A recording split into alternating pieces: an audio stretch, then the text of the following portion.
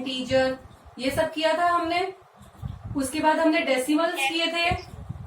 Decimals जो होते हैं, एक बार फिर रिपीट कर रही हूँ, कल मैंने 2-3 बच्चों से पूछे थे बट क्लियर नहीं था उन्हें। डेसिमल्स जो होते हैं, डेसिमल नंबर, वो 2 तरह के होते हैं, टर्मिनेटिंग एंड नॉन टर्मिनेटिंग। ठीक है, टर्मिनेटिंग का मतलब जो खत्म हो जाते हैं, नॉन टर्मिनेटिंग का मतलब जो खत्म नहीं होते, डैश डैश डैश लगा रहता है। टर्मिनेटिंग का एग्जाम्पल 4.38। ठीक है, तो ये कैसा है, रैशनल है या इरेशनल है? This is a rational number. क्यों? क्योंकि इसको मैं पी बाई क्यू के फॉर्म में चेंज कर सकती हूँ। कैसे? 438 बाय में 100 हो गया ये पी बाई क्यू के फॉर्म में। इसके बाद आते हैं नॉन टर्मिनेटिंग। नॉन टर्मिनेटिंग आपके फर्दर 2 टाइप्स के होते हैं। Non terminating are repeating and non repeating. ठीक है, रिपीटिंग डेसिमल्स को क्या बोला जाता है? रिकरिंग। ये मैंने आपको थोड़ा सा डिस्कस किया था दैट डे भी। और नॉन रिपीटिंग होते हैं, ठीक है, जैसे रिपीटिंग डेसिमल जिनके ऊपर बार होता है, 4.32 बार। बार ना दे रखा हो तो इसको हम ऐसे भी लिख सकते हैं, 323232 डैश डैश डैश, मतलब ये खत्म नहीं हो रहा है। ठीक है, तभी तो नॉन टर्मिनेटिंग है। और नॉन रिपीटिंग का मतलब non terminating, non repeating. For example 4.320460, कुछ भी, ना तो खत्म हो रहा ना रिपीट हो रहा। ठीक है, अब ये देखो, ये वाले नंबर कैसे है, रैशनल है या इरेशनल है? ये नंबर्स इरेशनल नहीं है, मोस्टली बच्चे क्या बोलते हैं, irrational, but they are rational. Rational क्यों है? क्योंकि ये वाले क्वेश्चंस को आपको पी बाई क्यू की फॉर्म बनानी आती तो है। लास्ट वीडियो में हमने किया तो था, 10 से मल्टीप्लाई करना है, 100 से मल्टीप्लाई करना है, फिर माइनस करना होता है, पी बाई क्यू की फॉर्म में आ तो जाते हैं ये। ठीक है, उसके बाद बचे नॉन टर्मिनेटिंग, नॉन रिपीटिंग। ये वाले आपके जो नंबर्स होते हैं, दीज आर इरेशनल। तो ये आपका डेसिमल नंबर का चार्ट होता है। ठीक है, इसको आप अच्छे से रिवाइज करना, मतलब समझना है इसे आपको। कहीं से भी कुछ भी क्वेश्चन आ सकता है कि टर्मिनेटिंग जो डेसिमल होते हैं वो रेशनल होते हैं, नहीं होते, या कोई एग्जाम्पल दे दिया जैसे वो रेशनल है या इरेशनल है, मैंने ये एग्जाम्पल दे दिया, ये बताओ रेशनल है या इरेशनल है। कैसे भी क्वेश्चन पुट हो सकता है इसमें से। ठीक है, इसके बाद हमने सीखा था इस तरह के नंबर्स को पी बाई क्यू की फॉर्म में चेंज कैसे करना है। कोई प्रॉब्लम उसमें किसी को? बताइए भाई। चलो आगे चलते, सबको आवाज सुनाई दे रही है फिर? आज हम करते हैं रैशनलाइजिंग द डिनोमिनेटर। ठीक है, रैशनलाइजिंग द डिनोमिनेटर। अगर मेरे पास ऐसे लिखा है, डिनोमिनेटर में रूट का साइन, ये एक इरेशनल नंबर है, तो डिनोमिनेटर में हमारा इरेशनल नंबर नहीं होना चाहिए। हम क्या करेंगे, √2 से ही मल्टीप्लाई करेंगे, √2 से ही डिवाइड करेंगे, कोई फर्क नहीं पड़ता क्योंकि ये कैंसिल होके 1 आ जाता है। ठीक है ना, अब मल्टीप्लाई करो, √2 इंटू √2, √4 हो गया, और √4 का स्क्वायर रूट करेंगे तो क्या आएगा, 2। तो एक तरह से जब हम मल्टीप्लाई करते हैं ना, तो ये स्क्वायर रूट हट जाता है और नंबर आ जाता है। ठीक है, तो दिस इज द आंसर। एक और बता रही हूँ, फॉर एग्जाम्पल 2y में ऐसे लिखा है 2√3, y में √5। हमें ना न्यूमिनेटर नहीं देखना, सिर्फ डिनोमिनेटर देखना है। तो √5 से मल्टीप्लाई, √5 से डिवाइड। ठीक है, मल्टीप्लाई करेंगे न्यूमिनेटर को, 2 एज इट इज, 5 3 15, और नीचे √5 इंटू √5, √25 हो गया। अब √25 का क्या बनता है, 5, या एक तरह से ये स्क्वायर रूट हट जाएगा, 5 आंसर आ जाएगा। ठीक है, ये इस तरह से होता है रैशनलाइजिंग द डिनोमिनेटर। अब मैं करवा रही हूं, अगर नीचे आपकी 2 डिजिट्स है, फॉर एग्जाम्पल 2y में √5 माइनस √3। ठीक है, दोनों ही रूट है। क्या करना है, ये जो बीच में साइन है ना, इसको पलटना है बस। √5 प्लस √3, √5 प्लस √3। ठीक है, हमें कॉन्सेंट्रेट करना है सिर्फ इसके ऊपर। डिनोमिनेटर को देखो, उसी से मल्टीप्लाई, उसी से डिवाइड, साइन चेंज करने के बाद। ठीक है, जस्ट चेंज द साइन और मल्टीप्लाई और डिवाइड कर दो। इसके बाद न्यूमिरेटर को मल्टीप्लाई करो न्यूमिरेटर से, तो 2 को मल्टीप्लाई किया इस पूरे से, और डिनोमिनेटर में क्या होता है, हमेशा ध्यान रखना, मल्टीप्लाई करने की जरूरत नहीं होती, पहले नंबर का स्क्वायर। देखो ये क्या फॉर्मूला बन रहा है, a माइनस बी इंटू में a प्लस बी, इसका फॉर्मूला क्या होता है, a square minus b square, polynomial में किया है। फॉर्मूला नहीं याद कोई बात नहीं, याद रखना डिनोमिनेटर में हमें क्या करना है, फर्स्ट नंबर का स्क्वायर माइनस सेकेंड नंबर का स्क्वायर, माइनस करना है, फर्स्ट नंबर का स्क्वायर माइनस सेकेंड नंबर का स्क्वायर।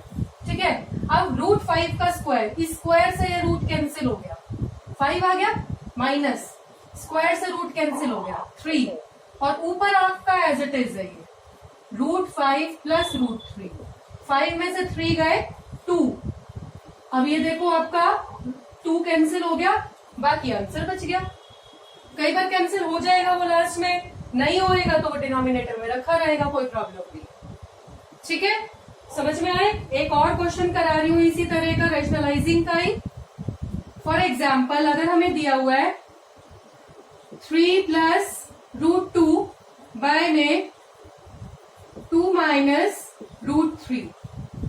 ठीक है, डिनोमिनेटर को देखो सिर्फ 2 प्लस √3, 2 प्लस √3।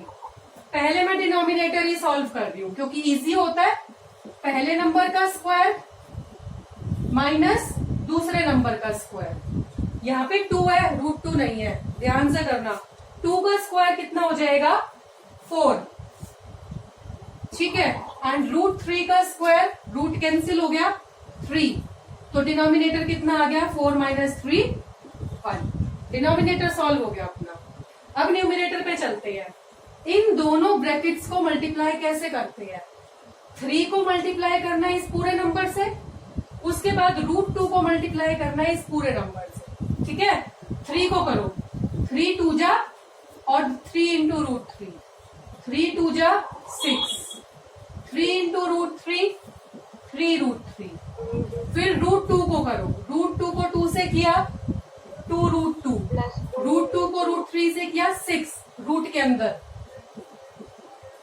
ठीक है, दिस इज द आंसर, क्योंकि न्यूमिनेटर में ना कहीं भी आपकी कोई भी चीज सेम नहीं है, यहाँ √3 है, यहाँ √2 है, यहाँ √6 है, आपस में कंबाइन प्लस माइनस कुछ नहीं होंगे, ये एज इट इज रहेगा, ये आपका आंसर रहेगा, क्योंकि ये प्लस माइनस कुछ नहीं होएगा। यहाँ पे 4 माइनस 3 1 लिख देना, ये एज इट इज। मतलब मेन प्रोसेस समझ में आ गया ना क्या है। अगर आपका ये 3 मार्क्स का क्वेश्चन है, आपको 1 मार्क्स मिलेगा ये सॉल्व करने का। ठीक है, कि अगर आप ये सही लिख रहे हो ना, मल्टीप्लाई एंड डिवाइड किससे करना है, तो 1 मार्क्स का ये है। उसके बाद अगर आप डिनोमिनेटर सही निकाल रहे हो तो आपको 1 मार्क्स इधर मिल जाएगा। ठीक है, बाकी 1 मार्क्स आपका न्यूमिनेटर का रहता है, तो 2 मार्क्स तो इजीली ले सकते हैं बच्चे। कई बार न्यूमिनेटर भी इजी होता है, जस्ट लाइक ऐसा कुछ नहीं होता है, सिंपल मल्टीप्लीकेशन करनी होती है। ठीक है ना, this is the rationalising the denominator topic आपका। इसके बाद हम चलते हैं लास्ट एक्सरसाइज में, आपकी एक्सपोनेंट्स जहां आ जाते हैं उसमें कुछ रूल्स हैं आपके, a की पावर m, a की पावर n, a की पावर m प्लस n। मतलब क्या है इसका, अगर मुझे दिया हुआ है 5 की पावर 2 इंटू 5 की पावर 4, बेसिस सेम है, यहाँ पे बेसिस सेम है, इनको एक्सपोनेंट बोला जाता है, 2 और 4 को एक्सपोनेंट बोला जाता है, 5 और 5 को बेस बोला जाता है। This is the base. आपकी वीडियो नहीं आ रही सही, वीडियो नहीं आ रही है? नो मैम नहीं आ रही। अरे भाई देख, किसी को भी नहीं आ रही क्या? आपका बेस रहता है, इसको हम एक्सपोनेंट बोलते हैं। तो मल्टीप्लीकेशन के केस में अगर बेस सेम है तो क्या होता है, पावर ऐड हो जाती है, 5 की पावर 6 हो जाएगा। ठीक है ना, ये नेगेटिव हो तो भी होता है। 5 की पावर अगर मुझे 2 दिया हुआ है, 5 की पावर -4 दिया हुआ है, तो मुझे पावर ऐड करनी है, मतलब 2 प्लस -4, कितना हो जाएगा 2 माइनस 4 माइनस 2। ठीक है, दिस इज द आंसर। और इसको हम कैसे लिखते हैं 5 की पावर 2 माइनस 2 को ऐसे लिखते हैं ना, अपोजिट रेसिप्रोकल हो जाता है। अगर पावर नेगेटिव होती है तो हम उसका रेसिप्रोकल ले लेते हैं। ठीक है, इसके बाद एक रूल आता है आपका a की power m divide by a की पावर n। डिवीजन में अगर बेसिस सेम हो तो क्या होता है आपका माइनस, पावर क्या हो जाती है माइनस। आपने 8th में किया है वैसे ही। फॉर एग्जाम्पल 5 की पावर 4 डिवाइड बाय 5 की पावर 3 तो क्या होएगा, माइनस करेंगे हम इसको, 4 माइनस 3 दैट इज 5 की पावर 1। ठीक है, एक मिस्टेक जो जनरली बच्चे क्या करते हैं, अगर मैंने इसको ऐसे लिखा है माइनस कर देंगे 4 में से 3 1, ऐसे नहीं करना होता। फर्स्ट नंबर में से सेकंड नंबर ऑलवेज माइनस होएगा। 3 माइनस 4 पहले में से दूसरा माइनस करना है, मिस्टेक मत करना बड़े छोटे की। बस रूल क्या है, first minus second, first minus second. तो 5 की पावर माइनस 1 तो इसका मतलब क्या हो गया 1/5। ठीक है, 2 स्टेप क्लियर हो गए आपके। इन नंबर की जगह ना आपका कोई भी रेशनल नंबर भी हो सकता है। 3/5 की पावर 2 मल्टीप्लाई 3/5 की पावर 3 तो कितना हो जाएगा, बेसिस सेम है आपके तो पावर क्या हो जाएगी ऐड, 3 + 2 5। ठीक है, ये सब आपने किया हुआ है।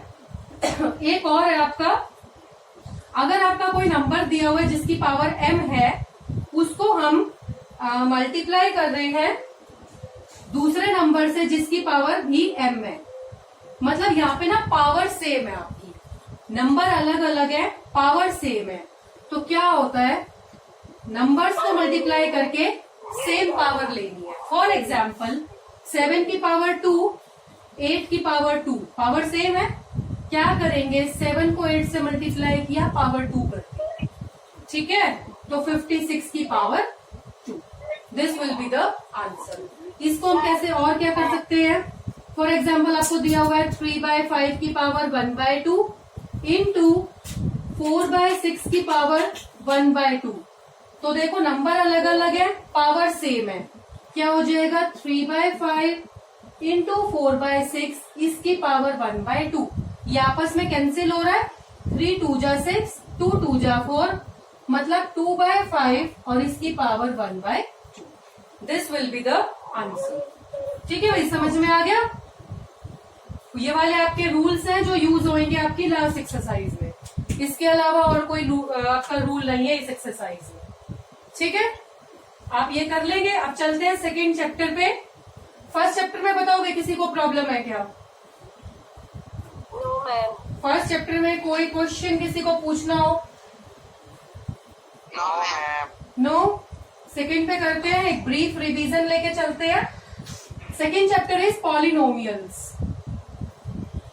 ठीक है, पॉलिनोमियल्स का मतलब क्या होता है, उसमें आपका वेरिएबल मिलेगा x y z, these are the variables. Variable क्या होता है, जिनकी वैल्यू कुछ भी पुट की जा सकती है, जिनकी वैल्यू वैरी करती है, चेंज करती है। ठीक है, a b c these are the constants, मतलब इनकी वैल्यू फिक्स होती है। ठीक है, उसके बाद पॉलिनोमियल में क्या होता है, वेरिएबल्स और कांस्टेंट्स का मिक्सचर, मतलब उनको कंबाइन किया जाता है, कॉम्बिनेशन होता है उनका। ठीक है, अलजेब्रिकली उनको प्लस किया जाता है, माइनस किया जाता है या मल्टीप्लाई किया जाता है और वो एक पॉलिनोमियल बनाते हैं। ठीक है, मैंने आपको समझाया था। फॉर एग्जाम्पल अगर मैं लिखूं ax² bx c this is a polynomial. ये हमारा पॉलिनोमियल है सिंगल वेरिएबल में, ओनली वन वेरिएबल है यहाँ पे, x इज द वेरिएबल। अगर मैं लिख रही हूँ ax² by/c तो 2 वेरिएबल हो गए, तो ये हो गया हमारा पॉलिनोमियल इन 2 वेरिएबल्स। ठीक है, तो ये पॉलिनोमियल होता है जहां हम कॉन्स्टेंट्स को, वेरिएबल्स को कंबाइन करते हैं प्लस माइनस मल्टीप्लाई डिवाइड के साथ। देखो यहाँ पे मल्टीप्लाई हो रहा है, यहाँ पे प्लस हो रहा है। ठीक है, इस कॉम्बिनेशन को हम पॉलिनोमियल बोलते हैं। पॉलिनोमियल में आपके टाइप्स पढ़ते हैं। टाइप ऑफ पॉलिनोमियल्स में अगर आपका आता है तो मोनोमियल, फिर आता है आपका binomial, then trinomial, quadrinomial and polynomial. This, ये जो क्लासिफिकेशन है ये किसके ऊपर बेस्ड है? Number of terms. मतलब हम गिनेंगे टर्म्स कितनी है। जैसे मैंने अभी लिखा था ax² bx c, 3 टर्म है इसमें, 1 2 3, तो ये आपका ट्राइनोमियल रहेगा। ठीक है। If I am writing 2x + 5, तो नंबर ऑफ टर्म्स 2, तो बाइनोमियल रहेगा। अगर मैं लिख रही हूँ 4x, तो ये आपका मोनोमियल रहेगा। ठीक है, यहां लिख देती हूँ, दिस इज 4x, ये बाइनोमियल है। और अगर मैं लिख रही हूँ 4x², 3x, 4y, 5, वेरिएबल कितने ही हो, पावर कितनी ही हो, टर्म्स कितनी है, 1 2 3 4, तो ये हो गया आपका क्वाड्रिनोमियल। ठीक है। और अगर मैं लिख रही हूँ खाली -3, ये भी आपका मोनोमियल है। ऐसे मत सोचना कि इसमें वेरिएबल नहीं है, पर कांस्टेंट तो है ना, तो ये भी आपका मोनोमियल है, सिंगल टर्म। ओके, तो आपको क्लासिफाई करना आ सकता है इसमें से 1 मार्क्स में। मैंने ये लिख दिया, बताओ क्या है ये, बाइनोमियल है, ट्राइनोमियल है, मोनोमियल है, आप बता सकते हैं इजीली। ठीक है, ये इस तरह के क्वेश्चन आ सकते हैं आपको क्लासिफाई करने के। या फिर ये तो हो गया नंबर ऑफ टर्म्स के हिसाब से। एक इसकी क्लासिफिकेशन होती है डिग्री के हिसाब से। ठीक है, बेस्ड ऑन डिग्री। अब डिग्री क्या होता है? डिग्री आप सबको पता है, highest power of the polynomial. उसके हिसाब से आपका एक जीरो पॉलिनोमियल होएगा, एक कांस्टेंट पॉलिनोमियल होएगा, एक लीनियर होएगा, क्वाड्रेटिक, क्यूबिक, बाई क्वाड्रेटिक। ठीक है भाई। जीरो पॉलिनोमियल का मतलब क्या है? जिसकी डिग्री 0 है, ऐसा नहीं होता। ठीक है, जीरो पॉलिनोमियल का मतलब क्या है? 0 लिखा हुआ है मैंने। ठीक है, ये जो 0 लिखा हुआ है ये कांस्टेंट है, 0 1 2 3 4 में 0 एक नंबर है, तो ये आपका नंबर है ना 0, इसको हम क्या बोलते हैं? Zero polynomial. ठीक है। कांस्टेंट अगर मैंने 4 लिख दिया, -3 लिख दिया, इसको क्या बोला जाएगा? Constant polynomial. वेरिएबल नहीं है इसके साथ कुछ भी x y z। अगर मैं लिख रही हूँ 4x, तो ये आपका लीनियर पॉलिनोमियल, x की पावर 1 है। अगर मैं लिख रही हूँ 3y + 2, यहाँ पे भी y की हाईएस्ट पावर कितनी है? 1, तो ये भी आपका क्या रहेगा? Linear polynomial. अगर मैं लिख रही हूँ 3y + 4z + 6, तो इसमें भी हाईएस्ट पावर तो 1 ही है ना, y की पावर 1, z की पावर 1, तो हाईएस्ट पावर तो 1 मानी जाएगी, तो डिग्री तो इसकी भी 1 है। This is also an example of linear polynomial. ठीक है। उसके बाद चलते हैं क्वाड्रेटिक। डिग्री कितनी होनी चाहिए? 2। फॉर एग्जाम्पल अगर मैंने लिख दिया 4x², x की पावर 2 है, तो ये भी पॉलिनोमियल है, हाईएस्ट पावर देखनी है बस हमें।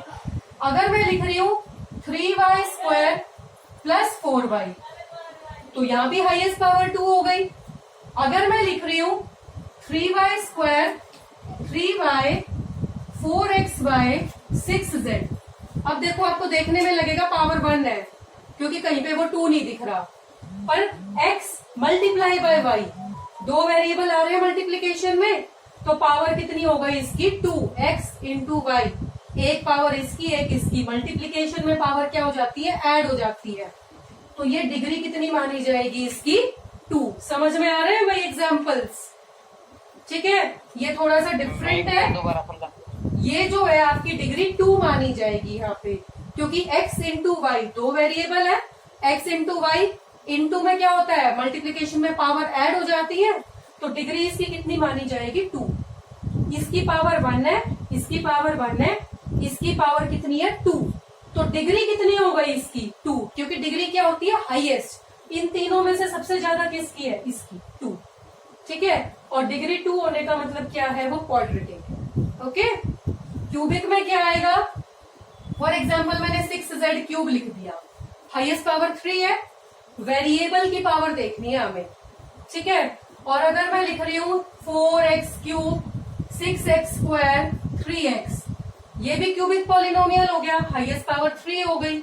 या फिर मैं लिख रही हूँ 4x² 3xy + 4z, यहाँ पे देखो हाईएस्ट पावर, ये पावर 1, ये पावर 1 और 1 2, इसकी पावर 1 है, इसकी पावर 1 और 1 2, और इसकी पावर कितनी है 2 और 1 3। तो ये भी किसका एग्जाम्पल है, क्यूबिक पॉलिनोमियल का। समझ में आ रहा है क्यूबिक डिग्री कैसे देखी जाती है। वैसे अपने अर्थ में किया था ये डिग्री वाला काम, सबको क्लियर हुआ भाई डिग्री कैसे देखते हैं। तो क्यूबिक की डिग्री कितनी होती है 3, क्वाड्रेटिक की डिग्री 2, लीनियर की डिग्री 1। अब बचे ये दोनों, मेन क्वेश्चन यहाँ आता है। कांस्टेंट ये है, कांस्टेंट पॉलिनोमियल है, इसकी डिग्री कितनी है। इसके पास वेरिएबल लिखा हुआ है कोई, नहीं लिखा हुआ। इसको मैं ऐसे लिख सकती हूँ -3 इंटू में x की पावर 0, क्योंकि किसी की भी पावर 0 हो तो आंसर 1 आता है ना। x की पावर 0 का मतलब 1 हो गया, तो आंसर तो -3 आएगा। ठीक है, ऐसे लिख सकते हैं ना हम। तो डिग्री कितनी होती है कांस्टेंट पॉलिनोमियल की 0। ठीक है, ये इंपॉर्टेंट क्वेश्चन बनता है, what is the degree of constant polynomial. क्योंकि इसके साथ मैं ऐसे लिख सकती हूँ y की पावर 0, कोई फर्क नहीं पड़ता। ठीक है, और मेन कंफ्यूजन कहाँ आती है यहाँ पे ये 0 लिखा है मैंने, इसकी डिग्री कितनी है। डिग्री देखी जाती है वेरिएबल की, इसके साथ x की पावर 0 लिख सकती हूँ, क्योंकि 1 0 कितना हो जाएगा 0। इसके साथ मैं 0 के साथ x की पावर 10 भी तो लिख सकती हूँ, क्योंकि 0 इंटू समथिंग कुछ भी हो आंसर तो 0 आएगा। ठीक है, और इसके साथ मैं 0 के साथ x की पावर 100 भी लिख सकती हूँ, क्योंकि 0 को किसी से भी मल्टीप्लाई कर लो आंसर तो 0 ही आएगा। इसका मतलब क्या है, x की पावर कितनी है, कितनी भी हो सकती है। x की पावर चाहे 0 लिख लो, चाहे 10 लिख लो, चाहे 100 लिख लो, चाहे 1000 लिख लो, चाहे इनफाइनाइट लिख लो। ठीक है, तो इसकी डिग्री कितनी होती है, नॉट डिफाइंड। ये वर्ड लिखना पड़ेगा आपको, नॉट डिफाइंड, कि इसकी डिग्री फिक्स नहीं होती। भाई आपने 0 लिखा हुआ है, क्वेश्चन है 0।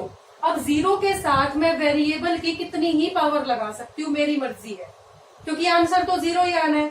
इसीलिए डिग्री कितनी होगी इसकी, नॉट डिफाइंड। समझ में आ गया भाई ये वाला। ये जो चार्ट है वेरी इंपॉर्टेंट चार्ट है आपका, बहुत ज्यादा, इसको समझना बहुत जरूरी है। ठीक है भाई, मे बी प्रोसीड नाउ। हाँ जी, यहाँ तक कोई प्रॉब्लम किसी को? मैम 2.4 का आखिरी 2.4 का आखिरी क्वेश्चन। आखिरी क्वेश्चन, ओके, फैक्टराइज कराती हूँ। 2.4 में आपका लास्ट क्वेश्चन है, last part, 2y³ plus y² minus 2y minus 1। इसको हमें ना फैक्टराइज करना है। फैक्टराइज का मतलब इसके टुकड़े करने हैं। ठीक है, पावर 3 है ना, तो इसके 3 टुकड़े होने चाहिए, 3 फैक्टर्स होने चाहिए, जिनको मल्टीप्लाई करके आंसर ये आ जाए। ठीक है, तो कैसे करना होता है, 2 1 जा कितना होता है 2, तो 2 के ना फैक्टर लिख लो कौन कौन से होते हैं, 1 और 2, क्योंकि 2 किसकी टेबल में आएगा, 1 की में या 2 की में। तो है ना +-1 और +-2, 4 नंबर हो गए, +1 -1 +2 -2। इन 4 नंबर्स को ना यहाँ पुट करना है। इन 4 नंबर्स में से किसी एक नंबर पे इसकी वैल्यू 0 होगी।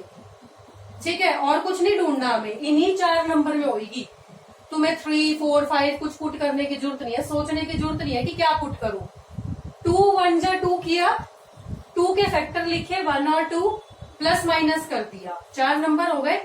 तो +1 पुट करो या -1, +2 पुट करो या -2, करके देखते हैं। ये है आपका पॉलिनोमियल, जिसे मैं px लिख रही हूँ। अब मैं इसमें पुट कर रही हूँ 1। ठीक है, अगर मैं 1 पुट करती हूँ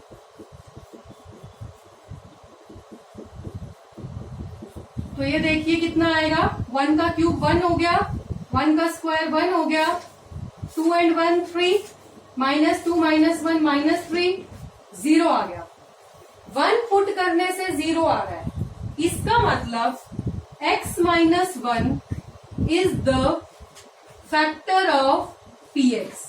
इसका मतलब x - 1 इसका फैक्टर है। 1 इसकी रूट है, देखो 1 पुट करने से 0 आया है, देयरफॉर 1 इज द रूट। 1 क्या होगी, इसकी रूट होगी। तुमने ना सेकेंड एक्सरसाइज में किया होगा कि हमें ना x माइनस 1 चेक करना है कि इसका फैक्टर है या नहीं है। तो हम क्या करते हैं, x की जगह 1 पुट करते हैं इसमें। इससे पहले इसी एक्सरसाइज में किया शायद आपने। अगर मुझे चेक करना है x माइनस 1 इसका फैक्टर है या नहीं है, तो बाय फैक्टर थ्योरम या रिमाइंडर थ्योरम हम क्या करते हैं, x की जगह 1, इसको 0 रखा, x की वैल्यू कितनी आ गई 1 पुट कर दिया। अगर 1 पुट करने से ये 0 आ रहा है तो हम क्या लिखेंगे, yes it is the factor, otherwise no it is not the factor. तो थोड़ा सा उल्टा चले हमने क्या किया, 1 पुट किया अपनी मर्जी से और देखा कि 0 आ गया, इसीलिए x माइनस 1 इसका फैक्टर होगा। देखो यहां से वैल्यू कितनी आएगी x की, 1 ही तो आएगी ना, वही हमने यहाँ पे पुट किया है। अब ये जो फैक्टर आ गया, क्या करना होता है, इस फैक्टर से डिवाइड करना होता है गिवन पॉलिनोमियल को।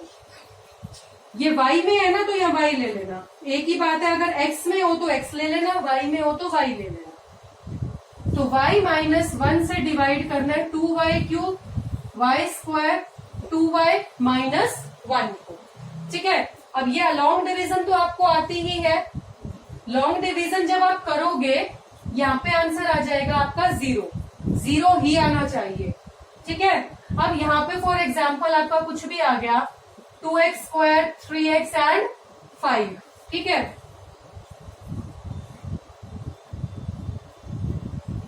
कुछ भी लिख लेना यहाँ पे, मतलब कुछ भी आ जाएगा।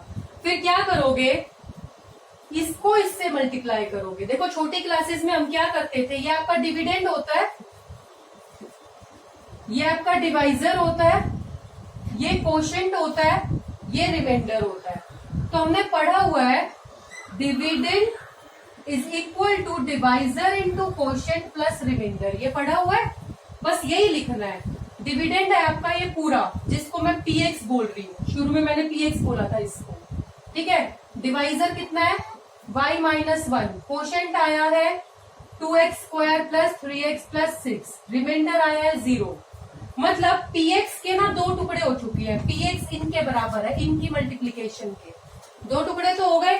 अब ये क्या आपका क्वाड्रेटिक को आप स्प्लिटिंग मेथड से फिर से 2 टुकड़ों में डिवाइड कर दोगे और यहाँ पे आपके 2 फैक्टर और आ जाएंगे। याद आया कुछ? बताओ भाई किसकी प्रॉब्लम थी, ये समझ आया? ये क्वेश्चन करना कैसे है बताइए भाई, मेरी आवाज आ रही है तुमको? Yes ma'am. तो आज हमने चैप्टर 2 के कुछ क्वेश्चंस डिस्कस किए हैं। बाकी जो रिवीजन आप करिए एंड बाकी जो हमारे टॉपिक्स रह गए that we will cover in the next video.